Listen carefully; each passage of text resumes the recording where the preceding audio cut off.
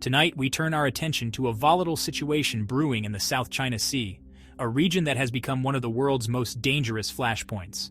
Tensions between China and the Philippines have reached a boiling point, with both sides refusing to back down in a contest of nerves and national pride. In recent months, China has dramatically ramped up its presence, deploying not just Coast Guard vessels but also swarms of maritime militia boats and military aircraft. These moves go far beyond routine patrols. They are a clear show of force, designed to assert dominance over the contested waters. At the heart of the conflict lies China's sweeping claim to nearly the entire South China Sea, demarcated by its controversial 9-dash line. This claim blatantly disregards a 2016 International Tribunal ruling, which found no legal basis for China's expansive assertions and invalidated its claim under international law. For the Philippines, China's actions are seen as a direct violation of its sovereign rights and a grave threat to national security. The government in Manila has repeatedly condemned these incursions, vowing to protect its territory and the livelihoods of its people. Despite being outmatched in size and firepower, Manila is determined to defend its exclusive economic zone.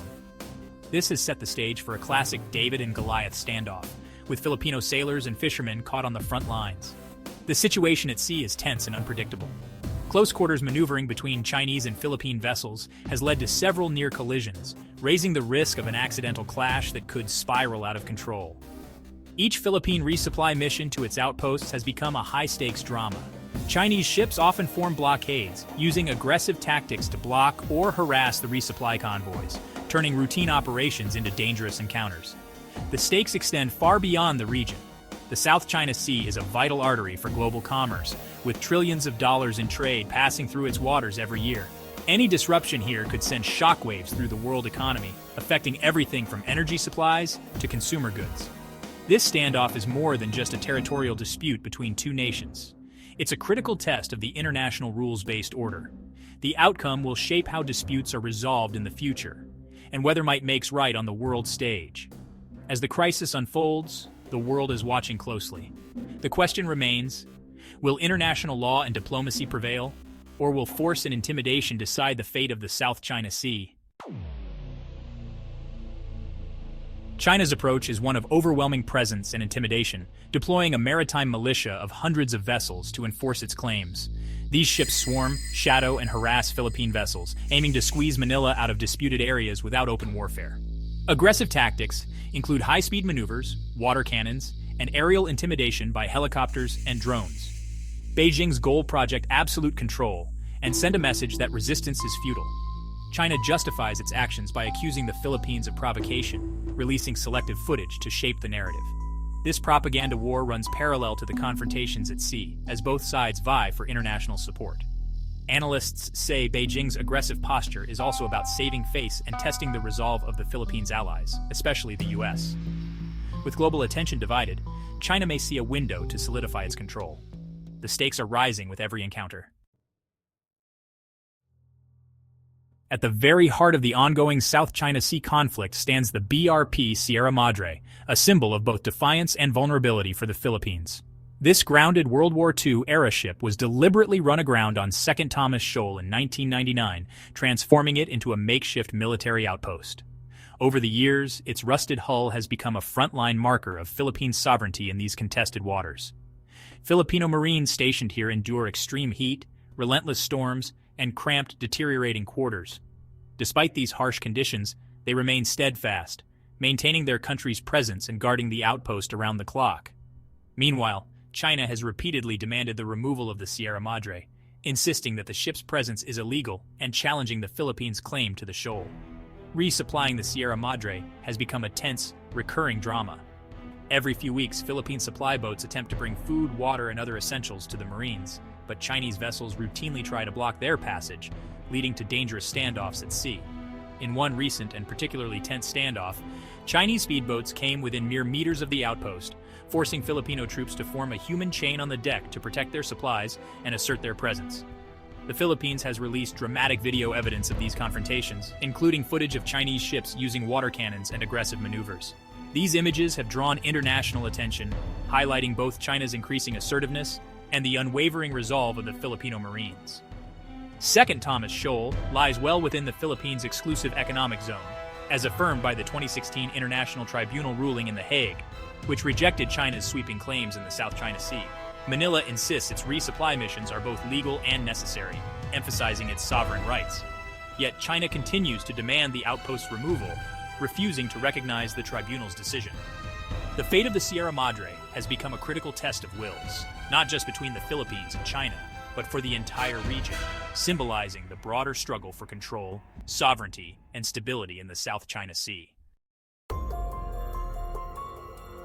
Recently, China suffered a public embarrassment near Scarborough Shoal when a Navy ship and a Coast Guard vessel collided while harassing a Philippine boat. The incident, caught on video and released by Manila, exposed a lack of coordination and professionalism among Chinese forces.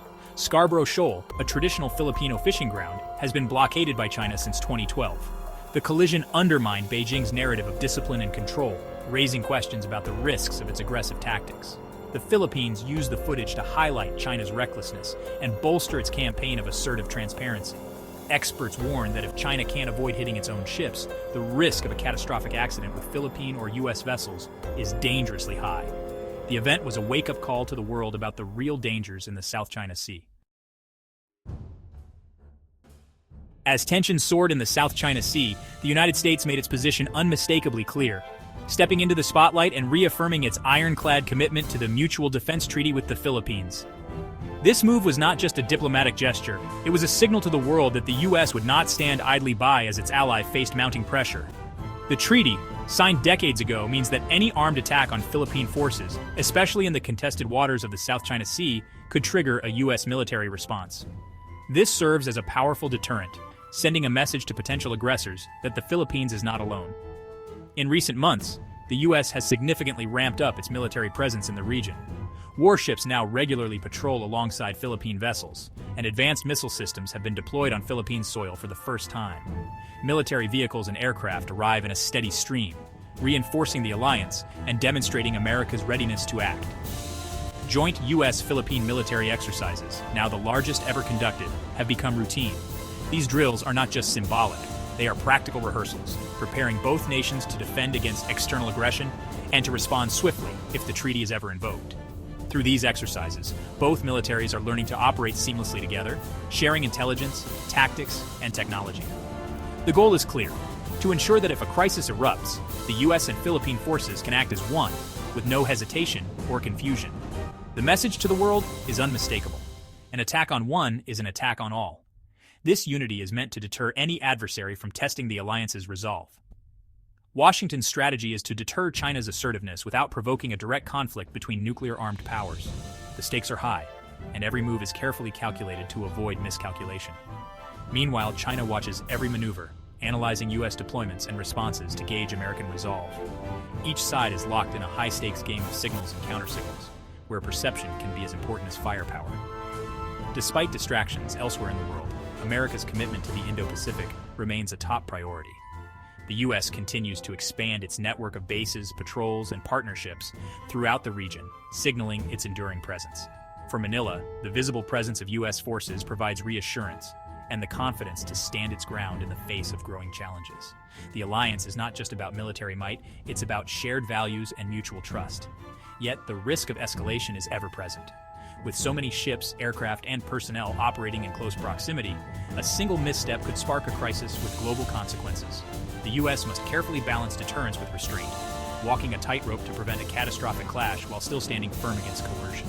Now, the world's two largest militaries find themselves eye to eye in the South China Sea, each side testing the other's limits. The outcome of this standoff could shape the future of the entire region and the world. The Philippines is not alone. An international coalition is backing Manila and condemning China's aggression. Australia has deepened its security partnership, conducting joint sea and air patrols with the Philippines. The UK and other European powers have sent naval vessels, joining freedom of navigation operations to uphold open seas. This united front amplifies the Philippines' position and adds diplomatic weight to its cause. International support isolates China and reframes the dispute as a matter of global law, not just a bilateral issue. The 2016 tribunal ruling is the legal foundation for this coalition. Militarily, these alliances deter China by raising the cost of escalation. An attack on the Philippines now risks a response from a powerful coalition.